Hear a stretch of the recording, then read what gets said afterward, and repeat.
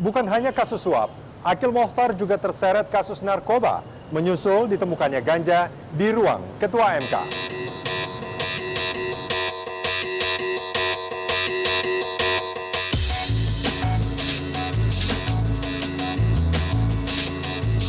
Ditemukannya narkoba di ruang kerja Akil Mokhtar membuka babak baru kasus hukumnya. Tes laboratorium BNN menyatakan DNA Akil identik dengan DNA di lintingan ganja yang ditemukan di ruangan Akil. Meski hasil tes urin dan rambut Akil dinyatakan negatif mengonsumsi narkoba, hasil tes DNA BNN ini kembali menuai misteri. Kalau kemarin minggu yang lalu itu tes urin itu bisa melihatkan langsung pemakaian atau tidak. Sementara tes DNA ini beliau pernah bersentuhan dengan barang tersebut. Apakah Akil seorang pengguna? Jika bukan, bagaimana benda terlarang itu bisa masuk ke dalam ruangannya?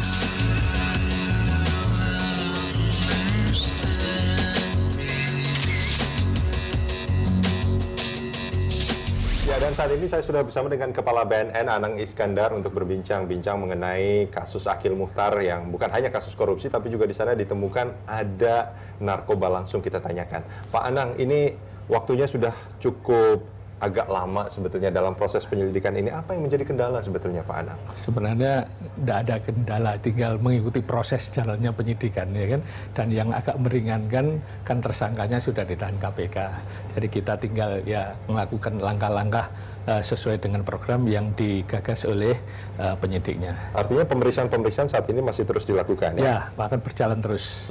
Namun kesimpulannya memang yang belum didapat. Ya belum, memang masih tahap penyidikan. Artinya ada pemeriksaan saksi-saksi itu aja belum selesai, belum dilakukan asesmen terhadap yang bersangkutan, kemudian baru diadakan pemeriksaan sebagai tersangka dan lain sebagainya. Itu masih ada tahap-tahapannya. Ada tahapan-tahapan yang masih harus dilalui nantinya. Ya. Tapi ada beberapa hal yang sudah dilakukan sebetulnya oleh BNN. Pemeriksaan, kalau saya tidak salah tes urin gitu, dan rambut juga itu sudah dilakukan. Rambut sudah dilakukan, tes urin sudah, kemudian DNA juga sudah, saksi-saksi, beberapa saksi yang menangkap, yang menemukan, kemudian saksi-saksi yang ada di sekitar itu semua sudah dilakukan. Nanti tinggal dilakukan asesmen terhadap yang bersangkutan untuk mengetahui kondisi psikis dan fisiknya, ya kan, ini bagaimana dia termasuk ketergantungan atau tidak, itu perlu diambil langkah-langkah. Ya, nah ini artinya sudah memeriksa dari orang-orang KPK dan juga dari orang-orang MK. Ya. Nah, Pak Anang, ini kalau kita bicara soal hasil tes urin dan rambutnya negatif, tapi DNA positif. Apa artinya ini, Pak Anang? Artinya begini, jadi yang bersangkutan Pak Akil kan ketika ditemukan barang bukti tidak sedang tertangkap tangan. Jadi ini artinya kalau diperiksa secara urin, ya kan, karena tidak sedang ketangkap tangan, bisa saja negatif karena dia menggunakan atau menghisap ganja dan lain sebagainya itu kurun waktu beberapa hari sebelumnya, tidak sedang ditangkap tangan. Ini bisa saja hasilnya negatif. Karena bisa menggunakan waktu yang jauh sebelum ditemukan barang bukti itu. Iya, sudah dilakukan pemeriksaan terhadap Akil Mokhtar? Belum. Kalau secara pemeriksaan sebagai tersangka belum. Itu nanti itu tahap berikutnya. Jadi, nah kemudian kita periksa rambutnya. Rambut juga punya syarat. Kalau yang bersangkutan itu edik, sudah lama dia mengkonsumsi narkoba, kemudian diperiksa rambut, itu tentu hasilnya akan positif. Tapi kalau dia masih coba-coba atau rekreasional, itu masih negatif. Masih negatif, ya? Nah, kemudian kalau DNA, ini lain lagi. Kalau DNA itu menunjukkan bahwa ganja atau rokok yang dimasukkan, dihisap ini, ya kan, itu lendir yang ada di rokok dan bekasnya lendirnya, itu tersangka itu ada kesesuaian. Ada kesesuaian. Ada kesesuaian. Artinya indikasinya memang itu pernah digunakan. Pernah digunakan. Nah, ini indikasinya. Kalau ngelihat barang buktinya jumlahnya kurang dari 5 gram atau 1, sekian, ya, artinya barang buktinya kecil, ini mengindikasikan indikasi, ya, yang bersangkutan menggunakan artinya sebagai pengguna, ya? Menggunakan. Kalau menggunakan sebenarnya termasuk ya tidak berat-berat amat, ya kan, karena sekarang ini dikriminalisasi terhadap penyalahguna, kita sosialisasi kepada publik. Kecuali ya meskipun barang buktinya kecil, tapi kalau yang bersangkutan ada indikasi atau hasil pemeriksaannya nanti terlibat dalam peredaran narkotika, tentu akan dikenakan pasal pengedar. Ada kemungkinan ke sana Pak dari Ini hasil pemeriksaan sampai sementara sekarang ini? masih belum, ya sampai sekarang masih belum. Nanti kalau ada informasi dari publik atau informasi dari mana yang memang mengindikasikan ke sana, kemudian kita tindak lanjuti ternyata hasilnya benar, maka lain kali. Ya, Nah, Pak oleh Anang, karena itu masih harus menunggu hasil pemeriksaan. baik. Pak Anang, tadi Anda mengatakan bahwa Pak Akil memang belum diperiksa sebagai tersangka. Ya. Artinya ada pemeriksaan bukan sebagai tersangka. Apakah Pak Akil membantah itu milik dia atau? Ya, nggak ada masalah kalau soal membantah. Kalau kita yang jelas nanti akan diperiksa sebagai tersangka, ya kan? Karena kasus narkoba adalah meskipun menggunakan, membawa, menguasai, memiliki, meskipun digunakan untuk dirinya sendiri dan dijual ke orang lain, itu adalah tersangka. Jadi pasti akan diperiksa sebagai tersangka. Ya. Nah, cuman tahapannya yang belum sampai ke sana. Ya, Pak Akil sudah mengakui atau belum mengakui atau memang pemeriksaan terhadap Pak Akil belum Ya dilakukan? belum dilakukan. Nanti kalau tahap itu baru kita sampaikan kepada publik. Tadi dikatakan ada barang bukti yang jumlahnya tidak sampai 1 gram ya Pak, Ya, kalau saya tidak salah. Satu, ya, betul. Itu- 1, sekian gram, ya. Ya. Barang buktinya apa saja sebetulnya yang ditemukan? Ya, metafetamin juga ada 0,4 sekian, kemudian ganja 1, sekian gram. Itu artinya barang bukti ini adalah pemakaian 1 hari. Satu Artinya, hari. ya boleh dikatakan bahwa yang bersangkutan ini indikasinya adalah menggunakan. Oke, itu ganjanya, kalau ganja mungkin biasa ya Pak ya, dilinting seperti itu. Iya. Kalau yang metafetamin ini apakah ini bentuk baru yang diolah baru atau ini sebetulnya sudah banyak beredar juga di Ya, Indonesia? sudah banyak beredar. Jadi memang di pil amfetamin yang dibentuk pil-pil itu memang banyak beredar. Dampak dari obat narkoba itu Pak, Iya. obat terlarang itu, Ya. apa? Ya, pertama stimulan, ya. Itu stimulan yang jelas, stimulan itu membuat kita bergairah.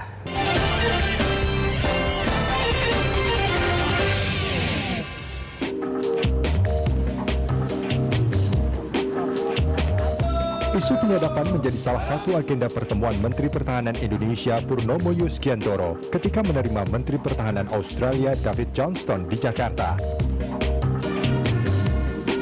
Purnomo maupun Johnston sepakat isu sensitif itu bukan wilayah mereka karena telah dibahas pada level yang lebih tinggi oleh Menteri Luar Negeri kedua negara. Dan karena ini hubungan antar negara dan investasi, maka posisi kami di Kementerian Pertahanan, kami tunggu dari Menteri Luar Negeri. Ya, seperti apa nanti posisinya Menteri Luar Negeri, kita ikut. Supaya satu suara.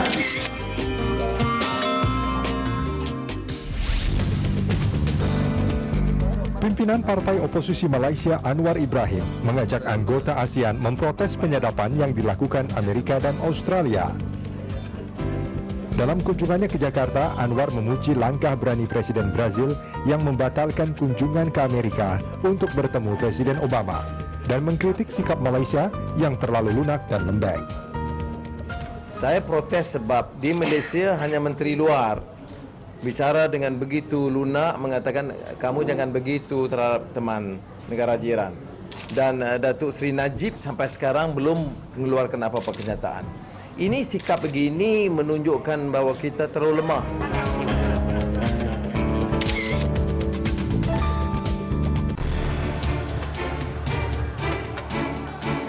Pembuktian kepemilikan narkoba Akil menjadi babak pertama kasus ini. Dakwaan dan sanksi yang akan dijatuhkan kepada Akil akan menjadi babak selanjutnya. Dengan barang bukti yang ditemukan, cukupkah untuk menjerat Akil dengan pasal pidana?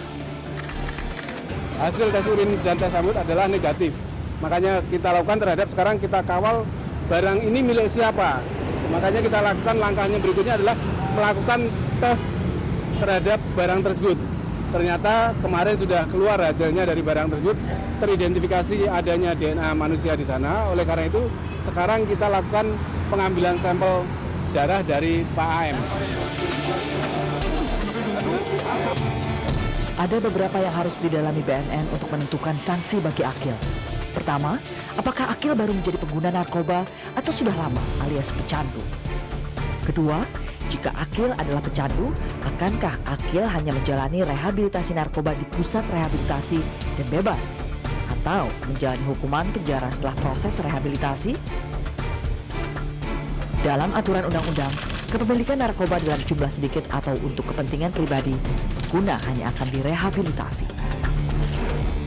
Pak Anang, ini kalau kita bicara soal asal-usul narkobanya, Ya, Pak Anang. Nah, ini apakah BNN sudah punya titik terang atau bahkan sudah mengetahui dari mana asal narkoba di ruangan Akil? Ya, nanti kalau sudah ada pemeriksaan nanti akan ada itu asal-usulnya. Jadi memang kita harus ungkap dulu dari semua pihak, terakhir keterangan daripada tersangka. Oke. Nah, setelah itu baru kita bisa simpulkan. Artinya keterangan dari Pak Akil Muchtar ini akan menjadi keterangan terakhir nanti buat Iya, BNN. iya. Nah, sudah ada pemeriksaan tadi dikatakan dari beberapa pihak. Mana saja yang sudah diperiksa, Pak? Ya, kembali lagi pihak KPK yang menangkap tentunya mereka yang ada di lokasi ketika ada penangkapan, kemudian teman-teman dekatnya yang ada di sekitar sana yang mengetahui sepak terjang tersangka ini. Teman-temannya Akil Muchtar? Iya, artinya? termasuk koleganya ya. Para hakim? Ya, Para kalau hakim yang tahu, konstitusi? ya, yang tahu begitu. Asal dia tahu, kita bisa minta kita minta informasinya. Saya kira siapa saja. Nah, nanti siapa saja yang memberikan itu juga akan termasuk masyarakat. Dan masyarakat yang tahu sepak terbang yang bersangkutan kemudian memberikan informasi kepada penyidik, kenapa tidak? Kita bisa minta pemeriksaan kepada siapa saja. Apakah keterangan dari mereka ini sudah memberikan masukan yang cukup buat BNN untuk menyimpulkan sesuatu? Ya, lebih banyak masukan, dari masyarakat tentang masalah ini, kita lebih senang karena kita bisa mengevaluasi lebih jelas. Salah satu orang terdekat Pak Akil tentunya mungkin supirnya. Ya, itu. Nah, ini apakah sudah dilakukan Ya, pemeriksaan juga? sudah dilakukan pemeriksaan. Ya. Nah, dari hasil pemeriksaannya itu apa, Pak? Ya, jangan terlalu dalam. Jangan terlalu dalam, tapi yang jelas itu sudah dilakukan. Nanti akan kita informasikan kalau sudah informasinya sudah bulat gitu ya. Oke. Nah, kalau kita bicara soal narkoba yang ditemukan, Pak Akil, apakah ini sudah bisa dijadikan satu alat bukti bahwa Pak Akil memang sudah melanggar undang-undang tertentu? Ya, kita tetap harus kembali lagi, alat bukti itu ada beberapa macam, ya ada keterangan saksi, ya kan, saksi-saksi akan kita percaya, kemudian keterangan terdakwa sendiri, kemudian alat bukti lain, kemudian surat, itu semua diperlukan. Nah, nanti kalau sudah lengkap tentu akan kita informasikan. Pasal apa saja yang mungkin dikenakan ke Pak Akil? Ya, Pak, yang kalau jelas ini terbukti? pasal 127 ya, pasal 27, pasal 111, 112 itu sangat mungkin diterapkan pada Pak Akil. Ancaman. Namun demikian harus kembali lagi disesuaikan dengan hasil pemeriksaan. Kita tidak bisa mengkonstruksi pasal seenaknya penyidik ya, tapi bagaimana fakta baru kita mengkonstruksikan.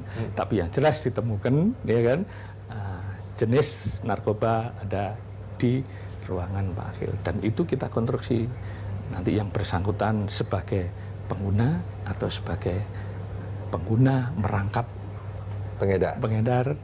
Itu menjadi kesimpulan nanti gitu ya. Oke.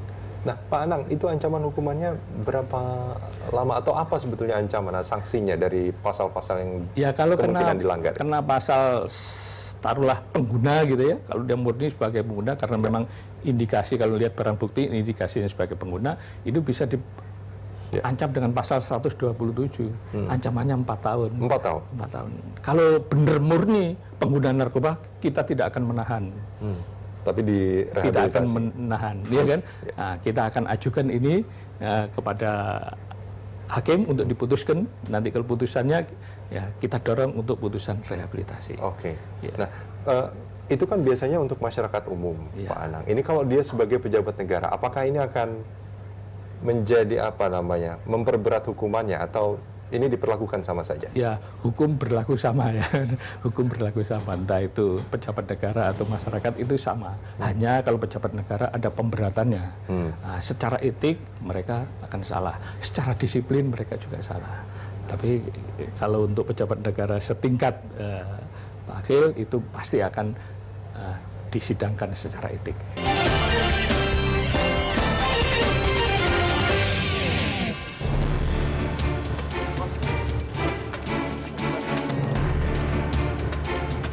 Deddy Kusdinar adalah terdakwa pertama dalam kasus Sambalang yang diadili di Pengadilan Tipikor.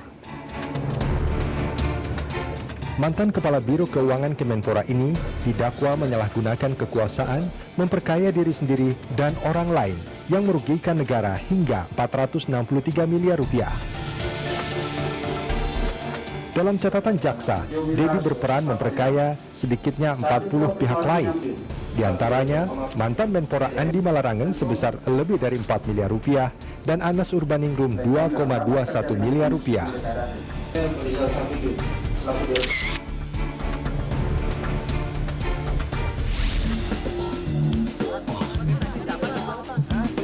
KPK menetapkan Direktur Utama PT Duta Sari Citra Laras Mahfud Suroso sebagai tersangka baru kasus proyek Hambalang.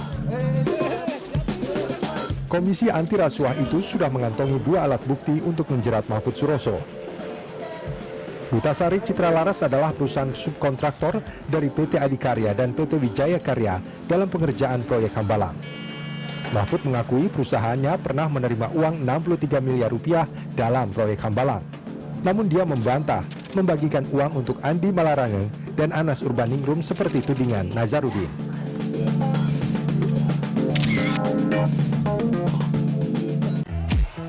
Akil Mohtar bukanlah pesohor pertama yang terjerembab dalam kasus narkoba.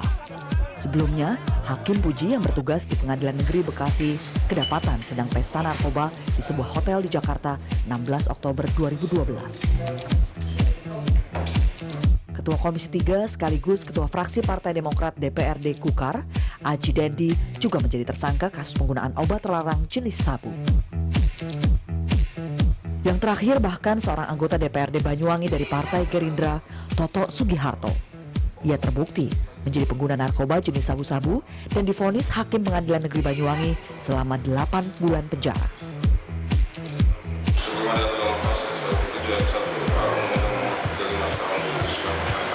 Maraknya peredaran narkoba hingga ke pejabat publik menunjukkan adanya lubang pada sistem rekrutmen di Badan Tinggi Negara juga pada pengawasan internal mereka.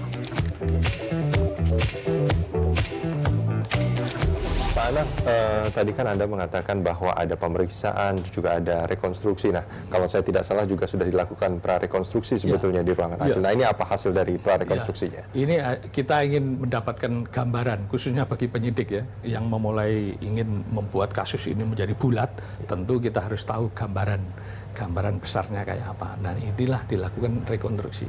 Oh, posisinya begini, kemungkinannya bagaimana, kemudian itu memberikan gambaran kepada penyidik untuk mengambil langkah-langkah. Oh, inilah yang perlu diperiksa, ini yang perlu itu. Jadi memberikan gambaran kepada penyidik saja untuk bisa melakukan mengkonstruksi kasus ini. Baik, Pak Anang, kalau kita bicara soal narkoba, di kalangan tertentu kita tidak kaget. Misalkan kalau di kalangan artis, orang sudah banyak yang itu sudah biasa gitu. Ini pejabat negara, seorang pejabat negara tiba-tiba di ruangannya ada narkoba. Apakah ini cukup mengagetkan buat Anda? Ini warning kepada kita semua ya, bahwa narkoba itu sudah merambah seluruh profesi yang ada di Republik ini. Ya kan, saya punya datanya bahwa memang dari Polri-nya sendiri ada, TNI juga ada, dari hakim juga ada, dari para penegak hukum lah itu ada. Artinya banyak pejabat negara. Semua profesi, termasuk teman-teman kita yang di wartawan juga ada, yang eksekutif, yang di kewilayahan bupati juga ada kali ya, ya kan? Bupati juga ada yang masuk, kemudian politisi juga banyak masuk. Saya kira semua profesi. Ini karena memang pengguna narkoba itu cenderung mengajak pengguna yang lain. Jadi satu kena, maka yang lain diajak. Oleh karena itu saya pesan supaya jangan mendekati narkoba. Jadi Anda ingin mengatakan bahwa bisa saja, sangat mungkin bahwa Pak Akil Mohtar ini diajak oleh temannya? Sangat mungkin, sangat mungkin. Kan teman itu bermacam-macam. Ada teman satu profesi, ada teman satu sekolah, ada teman kongko-kongko. Itu semua bisa mempengaruhi kita untuk mengkonsumsi narkoba. Trennya seperti apa sih Pak sekarang penggunaan narkoba di pejabat negara? Apakah memang ada peningkatan atau... Ya sebenarnya kalau dulu yang tidak pernah dipublikasikan ya kan, ya mungkin ada. Tapi sekarang ini kan tidak harus dipublikasikan karena undang-undang keterbukaan publik. Jadi semua masyarakat harus tahu. Dan ini membuat masalah-masalah apapun yang ada di masyarakat akan muncul ke permukaan. Nah sekarang kan banyak lembaga-lembaga negara, kementerian misalkan atau lembaga lain lah, yang kalau dalam proses rekrutmen itu mereka menggunakan tes urin itu tes urin untuk mengecek narkobanya. Nah, Apakah BNN dilibatkan dalam hal ini? Ya memang ada yang dilibatkan, ada yang tidak. Memang kita tergantung ya, belum ada aturan yang secara universal atau secara nasional. Belum gitu ada ya. undang-undangnya, Iya, belum ada aturan aturan untuk secara itu ya. nasional yang harus gitu ya, belum ada. Tapi sudah banyak lembaga-lembaga yang meminta kepada BNN untuk melakukan pemeriksaan urin ketika merekrut pegawai. Ya. Ini banyak dilakukan dan kita sudah banyak lah ya, sudah kewalahan gitu ya. Tapi ingat bahwa pemeriksaan itu harus dilakukan secara eksidentil supaya benar. Karena kalau menggunakannya minggu lalu diperiksanya sekarang, nah itu sudah tidak ada ya sudah bisa resikonya, disiasati ya, sudah bisa disiasati oleh yang bersangkutan. Oleh karena itu perlu pendadakan. Kalau kita bicara soal peredaran narkoba di pejabat negara khususnya, Ya. apakah BNN sudah melakukan langkah-langkah tertentu? Tuh, kita sudah periksa beberapa kesatuan elit di Republik ini ya. Ya semua kita akan pemeriksaan, walaupun memang ada yang diumumkan, ada yang tidak, tergantung instansinya. Tapi kita punya data melakukan pemeriksaan urin, tes urin kepada kesatuan-kesatuan yang sangat penting di Republik ini. Pak Anang, terima kasih banyak sudah bersama kami di Bedah Politik. Terima kasih. Demikianlah perbincangan kita dengan Kepala BNN Anang Iskandar, dan Bedah Politik masih akan kembali, masih soal Akil Mukhtar bersama Mahfud MD. Sesaat lagi.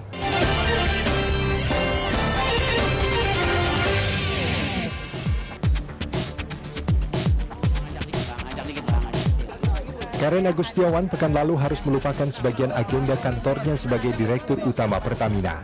Tanggal 8 November, Karen untuk kedua kalinya mendatangi KPK untuk diperiksa sebagai saksi dalam kasus suap SKK Migas yang melibatkan Rudy Rubiandini. Keterangan Karen diperlukan untuk melengkapi berkas pemeriksaan pada hari sebelumnya yang belum tuntas. Keterlibatan Pertamina terungkap dalam dakwaan jaksa KPK pada sidang petinggi PT Kernel Oil Simon Gunawan Tanjaya di Pengadilan Tipikor. Pertamina disebut ikut dalam rapat tender pemenangan Fosus Energi dalam penjualan kondensat Senipa milik Widodo Ratana Caitong.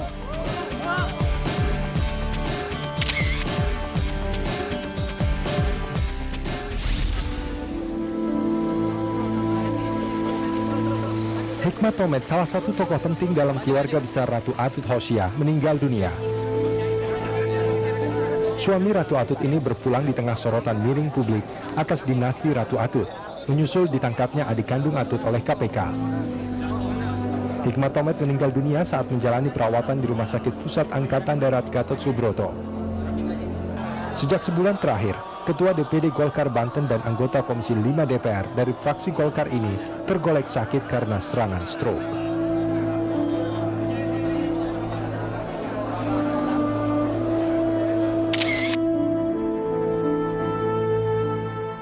Kisah mantan Ketua MK Akil Mukhtar sambung menyambung. Dari KPK terungkap Akil memiliki rekening yang ganjil sejak 2010. Dan seperti tak ingin jatuh sendirian, Akil menuding seniornya Mahfud MD juga pernah melanggar kode etik. Pengacara Akil Mukhtar, Tamsil Syukur, mengatakan Mahfud MD pernah melanggar kode etik saat menjadi Ketua Mahkamah Konstitusi. Melalui Tamsil, Akil menuding Mahfud pernah bertemu dengan pihak berperkara saat menguji Undang-Undang Komisi Pemberantasan Korupsi.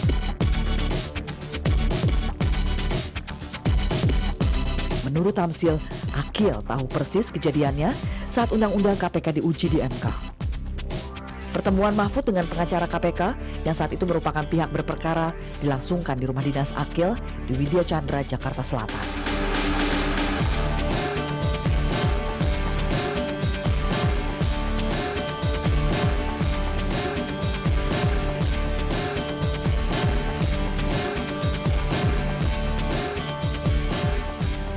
Ya, dan saat ini saya sudah bersama dengan Ketua Mahkamah Konstitusi periode 2008-2013, Mahfud MD. Pak Mahfud, ini Anda dituding pada saat Anda masih menjabat sebagai Ketua MK pernah bertemu dengan pengacara KPK, Bambang Wijoyanto. Benar? Pernah bertemu dengan pengacara KPK. Salah. Yang benar tuh saya sering bertemu. Memangnya kenapa kalau bertemu? Kan Bambang itu teman saya sejak dulu. Sampai sekarang pun saya sering bertemu. Bertemunya bisa di kantor MK, bisa di kantor KPK, bisa di rumah saya, dan berkali-kali. Sesudah Dan ada- ada daftar kunjungannya tercatat, gitu ya. Ada di buku tamu. Dan itu sebenarnya sih masalah basi. Karena dulu ketika Pak Arsyad itu dipanggil oleh DPR, kan bawa ini Pak Mahfud juga pernah ketemu dengan komisioner KPK dan Bambang Wijoyanto, ini daftar hadirnya.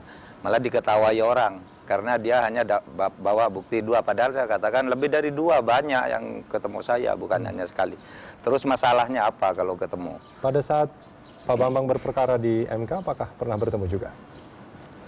Berperkara, tidak berkara, bertemu. Yang penting tidak berbicara perkara yang sedang ditangani. Saya bertemu dengan Bambang itu karena dia satu kelompok pengajian dengan saya di Bahtiar Nasir. Saya sering datang ke rumah dia juga. Dia sering datang ke rumah saya bersama Saldi Isra, bersama Uceng. Karena Bambang itu pernah ditunjuk oleh saya sebagai Ketua Mahkamah Konstitusi untuk menjadi tim eksaminasi keputusan putusan-putusan Mahkamah Konstitusi. Ya. Jadi beda dong kalau mungkin Akil mau membandingkan dia ketemu dengan Hairun Nisa, saya ketemu dengan Bambang. Kalau dia ketemu dengan Hairun Nisa kan lalu diikuti peristiwa lain yaitu penangkapan karena ngurus satu perkara. Kalau Bambang itu jauh sebelum saya Ketua MK, ya. Saat saya Ketua MK, diundang secara resmi dan bertemunya tidak sembunyi-sembunyi di kantor. Sampai dia sesudah Ketua KPK saya juga datang ke kantornya. Sampai sekarang loh, sampai sekarang. Lalu masalahnya apa kalau begitu? Anda tidak menilai itu melanggar kode etik? Tidak. Kalau Meskipun kalau bertemu dalam keadaan khusus, misalnya orang tidak pernah bertemu lalu ngurus perkara ketemu, ini sejak dulu sudah sering ketemu. Saya ketemu dengan Presiden, apakah Anda mau menilai saya melanggar kode etik? Karena Presiden tiap hari punya perkara di MK. Iya kan? Presiden itu tidak pernah tidak punya perkara di MK karena judicial review itu Presiden dan DPR yang menjadi pihak yang harus menjadi pihak yang digugat undang-undangnya. Ya. Ada satu pertemuan yang dikatakan dilakukan di rumah dinas Pak Akil Mokhtar. Bukan satu, banyak. Di Pada rumah saat saya, itu- kalau di rumah Akil Mokhtar enggak pernah. Di rumah dinas saya. Pada saat itu sedang menguji undang-undang KPK dan Bambang Wijoyanto sebagai pengacara KPK. Bisa saja, tetapi kita tidak pernah bicara urusan yang begitu di rumah, gitu. Bambang ke rumah saya pernah saya undang karena ada kasus orang berperkara jalan tol, dia pengacaranya, Ya. lalu orang mau ketemu dia, saya bilang, saya ketemu aja dengan Bambang, ketemu di rumah saya, gitu. Terus masalahnya apa? Misalnya, apakah ada dugaan KPK nyuap saya gitu? Meskipun Pak Bambang waktu itu berperkara di MK. Mungkin ya, mungkin tidak. Dan saya tidak pernah berbicara urusan perkara di kantor, di rumah dengan Bambang. Meskipun- Buktinya kan tidak ada urusannya. Ya. Apa urusannya misalnya? Perkara apa yang mau diurus Bambang di kantor misalnya, di rumah saya kan? Perkara itu urusan pengujian undang-undang kan berkali-kali. Urusan pengujian undang KPK itu berapa kali? 12 kali undang-undang KPK itu diuji.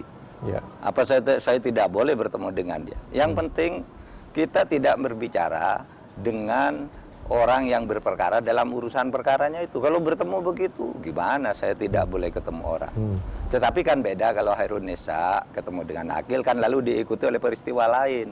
Karena ada penangkapan dan sebagainya kan itu kan.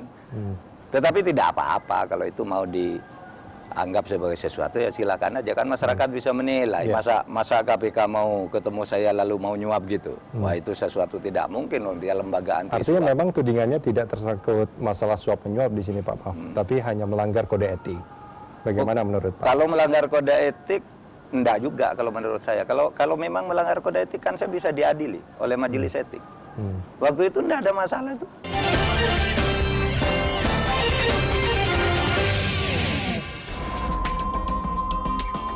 Tiga tokoh nasional menerima gelar pahlawan nasional dari pemerintah pada Hari Pahlawan tahun ini. Anugerah itu diserahkan Presiden SBY pada keluarga pahlawan di Istana Negara Jakarta. Penerima gelar pahlawan nasional itu adalah Kanjeng Raden Tumenggung Rajiman Widyodiningrat. Rajiman dinilai bekerja saat menjabat sebagai Ketua Budi Utomo dan BPUPKI. Yang kedua adalah Lambertus Nicodemus Palang. Diplomat ulung ini diantaranya berhasil mendesak Belanda lewat PBB untuk melakukan gencatan senjata dengan Indonesia. Tokoh lain adalah TB Simatupang, Selain berjasa dalam dunia militer, tokoh ini juga memberikan andil dalam konferensi meja bundar di Den Haag, Belanda tahun 1949.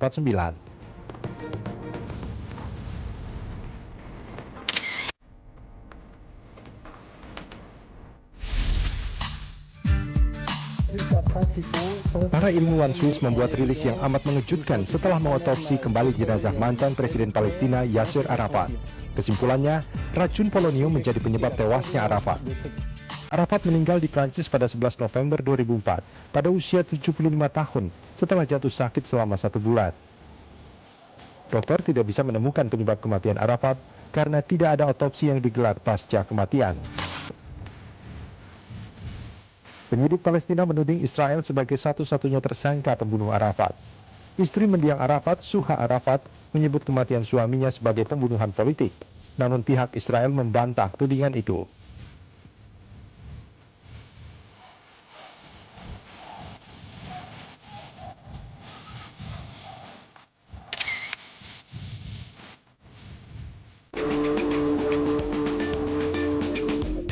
Soal Aqil Mohtar yang ternyata sudah beraksi jauh sebelum kasusnya belakangan ini terbongkar.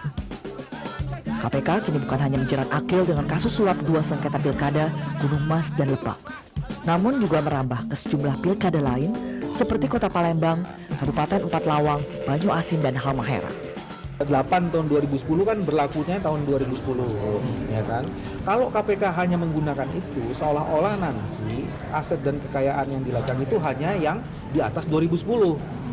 Itu sebabnya dikenakan juga undang-undang yang sebelumnya, supaya kemudian kita bisa menjangkau lebih jauh lagi. Selain korupsi dan gratifikasi, Aqil juga dijerat dengan Undang-Undang Tindak Pidana Pencucian Uang. Ini semua menegaskan bahwa Aqil sudah beraksi sejak MK dipimpin Mahfud MD. Mengapa sepak terjang Aqil luput dari mata Mahfud dan hakim konstitusi lain? Pak Mahfud, ini sejak terbongkar oleh KPK, ternyata Pak Aqil ini sudah beraksi itu sejak zaman Pak Mahfud sebagai Ketua MK. Ada rekening ganjil sejak 2010, Pak Mahfud. Lah iya, terus apa menurut Anda saya harus menyelidiki rekening orang? Apa ada ketua lembaga itu menyelidiki rekening orang? Itu urusan PPATK dong. Saya sudah melakukan pengawasan 3 kali. Ini 3 kali terhadap? 3 kali saya melaporkan Aqil ke KPK. Ini mungkin baru pertama Anda masyarakat dengar ini. Pertama, ya. Dulu pernah ada isu laporan dari LSM bahwa Pak Aqil itu menyelundupkan mobil masuk dari timur-timur lewat NTT. Isu itu rame. Saya bicarakan dengan hakim, dengan Pak Mukti Fajar dan dengan sekjennya ada isu begini. Tapi saya tidak percaya Pak Aqil melakukan itu. Tetapi saya harus bertindak. Maka saya datang ke KPK, saya laporan. Ini saya dengar isu begini dari LSM. Tolong kalau benar, ini silahkan diperiksa Aqil dan saya akan fasilitasi. Saya ketemu Chandra Hamzah waktu itu. Sudah saya laporkan, jadi bukan saya diam. Yang kedua, saya datang ke KPK juga melaporkan Aqil ketika Refli Harun menyatakan ada indikasi Hakim MK nerima suap. Siapa orangnya? Refli Harun tidak mau nyebut, saya tunjuk dia untuk menjadi tim investigasi. Sebut nama, saya yang lapor ke KPK. Sudah itu ketemu ada nama Aqil, katanya nerima suap dari Jopino Saragih, Bupati Simalungun. Saya lapor ke KPK. Ya. Lalu yang ketiga ada kasus Kota Waringin Barat. Diisukan Aqil dan saya menerima uang. Saya datang ke KPK, saya lapor. Kurang apa coba? Apa ada yang dibiarkan dari itu? Cuma orang mengatakan dulu kan dilindungi. Tidak ada yang dilindungi. Anda tanya ke KPK, saya berkali-kali lapor tentang Aqil ke KPK. Cuma sampai saya berhenti, KPK-nya tidak menemukan apa-apa. Meskipun sudah memeriksa termasuk Bupati Simalungun itu sudah diperiksa. Artinya Pak Mahfud juga memang tidak mencurigai pada saat itu? Sama sekali tidak ada. Sampai saat Aqil tertangkap, saya tidak curiga. Karena KPK pun tidak menemukan apa-apa. Apakah hakim-hakim lain juga tidak pernah merasa curiga? Pasti hakim-hakim lain tidak pernah merasa curiga. Itulah sebabnya dia dipilih. Itu memang bukan tugas hakim, bukan tugas ketua MK memata-matai begitu. Kecuali kalau dengar laporkan kan gitu. Nyatanya dia dipilih. Itu sesudah saya pergi, dan ingat ketika dia terpilih itu adalah sesudah 5 hari saya pergi dari sana. Iya kan? Saya berhenti tanggal 1, tanggal 5 dia dipilih sebagai ketua MK. Artinya kerjanya Pak Akil ini sangat rapi, Pak. Sangat rapi, tetapi serapi-rapinya orang. Selalu saya katakan kepada Pak Akil ketika masih sama-sama di MK, serapi-rapinya orang bekerja, kalau jahat pasti akan ketahuan juga. Pak Mahfud mengatakan itu? Iya. Kepada Akil Mokhtar? Kepada Akil dan kepada sidang. Mengapa Pak Mahfud mengatakan itu? Apakah sebetulnya Pak Mahfud juga pernah punya aparat? Tidak punya. Saya hanya begini, kalau ada berita orang tertangkap itu, lalu saya berbicara di depan para hakim, depan sidang ini. Buktinya kalau orang tidak benar, ini ketangkap. Saya bilang, oleh sebab itu kita hati-hati, jangan sampai melakukan hal seperti ini, akan ketangkap juga. Kita ini sudah disadap dari berbagai penjuru, saya bilang. Lalu Akil bilang begini, wah saya ini Pak, sudah menjadi orang sukses. Dari daerah saya yang paling sukses. Dan saya sudah mencapai semua tujuan saya. Oleh sebab itu, tugas saya sekarang tinggal mengabdi kepada bangsa dan negara. Tidak mungkin saya melakukan korupsi, menerima suap dan sebagainya. Itu selalu mengatakan begitu dan didengarkan oleh hakim lain. Apa artinya itu Pak Mahfud? Ya enggak tahu, Anda bisa mengartikan sendiri. Ya, Pak, pada saat Refli Harun berperkara pada saat itu juga yang tadi disebutkan oleh Pak Mahfud, banyak orang berpendapat pada akhirnya Pak Mahfud seolah-olah ada di belakang Akil Mokhtar, artinya mencoba mendukung Akil Mokhtar daripada mencoba untuk menyelesaikan kasusnya. Tanggapan Anda? Memang Refli tidak bisa membuktikan itu sampai sekarang. Kan tidak bisa membuktikan. Bukti apa yang bisa ditunjukkan oleh dia? Dia menemukan Jovino Saraghe. Saya panggil Jovino Saraghe, lalu saya antar ke KPK. Apa kalau Anda jadi ketua, apa yang lebih hebat dari yang saya lakukan? Ada begitu langsung saya antar ke KPK. Ada orang bilang begitu langsung saya bentuk tim. Terus apa yang bisa lebih hebat dari itu dilakukan? Mau nangkap sendiri kan tidak boleh. Kan menyelidiki lalu menyerahkan ke KPK. Itu yang saya lakukan. Dan waktu itu Refli pun tidak menemukan bukti, KPK pun tidak menemukan bukti. Ini yang ketemu sekarang ini kasus lain nih. Kasus lain, bukan yang ditemukan Refli dulu. Beda ini, Refli itu dulu Jovino Saraghe Simalungun. Ini Gunung Emas. Dan baru, pilkadanya baru September. Kan gitu kan? Jadi yang dulu pun sudah dilaporkan tidak ketemu. Jangankan saya, KPK pun tidak menemukan bukti, apalagi saya gitu.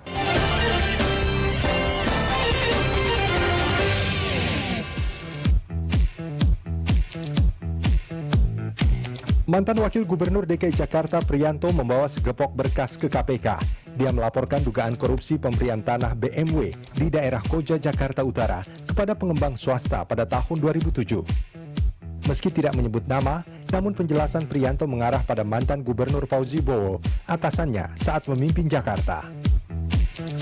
Nggak usah disebut, kamu lihat aja siapa gubernur 2007, setelah itu siapa. Sebenarnya partner saya kok. Iya, waktu pilkada terus saya jadi gubernur sama Wagub kan partner.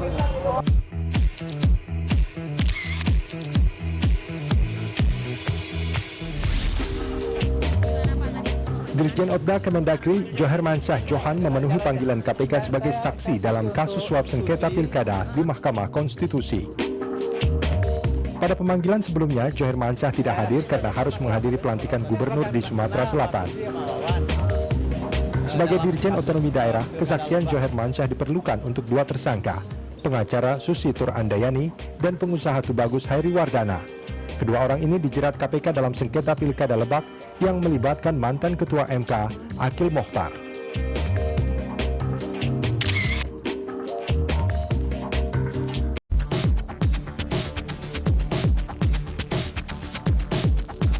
Majelis Kehormatan Mahkamah Konstitusi mengambil keputusan memberhentikan Akil Mokhtar sebagai Hakim Konstitusi sekaligus dari jabatan Ketua MK. Akil diberhentikan secara tidak hormat. Menjatuhkan sanksi pemberhentian tidak dengan hormat kepada Hakim terlapor Dr. HM Akil Mokhtar SH MH. Ada 5 kesalahan Akil Mokhtar. Pertama, sering jalan-jalan ke luar negeri bersama keluarga, sopir, dan ajudan. Kedua, menyamarkan kepemilikan 2 mobil mewah, menyalahgunakan wewenang bertemu anggota DPR di ruang kerja, serta memiliki harta mencurigakan.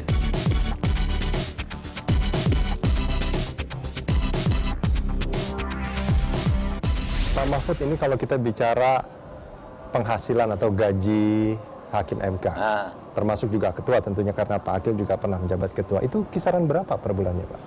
Kalau pemasukan per bulan itu total ya, take home pay, itu bisa lebih dari 100. Antara sekitar 110-120. Sebagai ketua? Hakim juga, Hakim kan juga selisihnya sedikit. Ketua itu hanya beda tunjangan jabatan kira-kira 10 juta lah. 10 juta? Bedanya. Tapi yang lain sama-sama di atas 100. Karena rinciannya gampang tuh.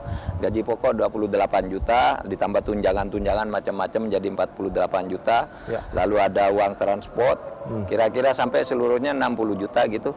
Lalu selebihnya setiap memutus satu perkara, mulai dari awal sampai akhir, itu dibayar 5 juta. Nah kalau dirata-ratakan sebulan minimal 10 kasus, sudah 50 juta kan 110 juta kan paling tidak. Padahal seringkali lebih dari 10 kasus gitu. Jadi gajinya udah besar, 110 sampai 120 juta. Jadi kalau udah gaji segitu terus juga melakukan korupsi agak luar biasa ini. Agak luar biasa dan karena serakah dan karena jahat, dirasuki setan juga menurut saya. Sudah sebesar itu dan masih diberi banyak fasilitas kok masih melakukan begitu. Pak Mahfud, pada saat Anda menjabat sebagai Ketua MK, pernah nggak untuk melihat harta kekayaan Pak Akil itu berapa sih sebetulnya? Oh, enggak boleh. Kan tidak boleh melihat kekayaan teman. Karena untuk melihat itu wewenangnya ada di KPK. Seumpama harta kekayaan saya pun kan tidak bisa dilihat oleh teman. Kan gitu kan? Atasan itu tidak boleh memeriksa harta anak buah kecuali KPK. Jadi saya tidak tahu kekayaannya berapa. Anda juga sebagai anggota Majelis Kehormatan MK dan putusannya kalau saya tidak salah memecat dengan tidak hormat Pak Akil Mokhtar. Dosanya artinya memang sudah sangat berat. Sudah sangat berat. Oleh sebab itu kita memang mengusulkan kepada Ketua MK pada waktu itu surat pengunduran dirinya jangan di follow up dulu. Karena kalau berhenti karena mengundurkan diri itu artinya berhenti dengan hormat. Itu lalu mendapat hak-hak kepegawaian.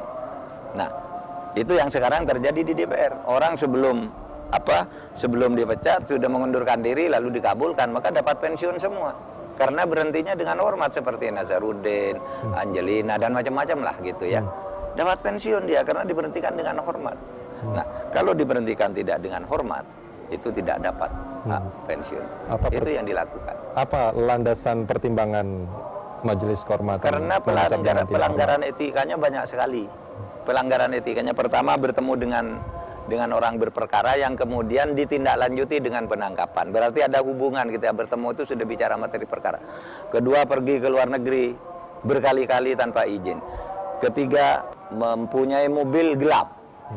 Saya katakan mobil gelap ini karena mobil ini surat dari Polda tidak dikenal. Yang keempat, mobil yang tidak gelap diatasnamakan sopirnya karena ingin menghindari pajak progresif. Kan tidak etis seorang pejabat tinggi menghindari pajak, iya kan? Nah, dan seterusnya ada 9 rekening yang keluar masuk uangnya melalui secara tidak wajar lah, macam-macam begitu itu. Dan ingat itu adalah rumusan dari 5 orang Majelis Kehormatan, gitu, yang sudah bekerja dengan sangat cermat. Saya sih tidak ikut merumuskan, saya membacakan aja bahwa itu benar saya bilang. Gitu.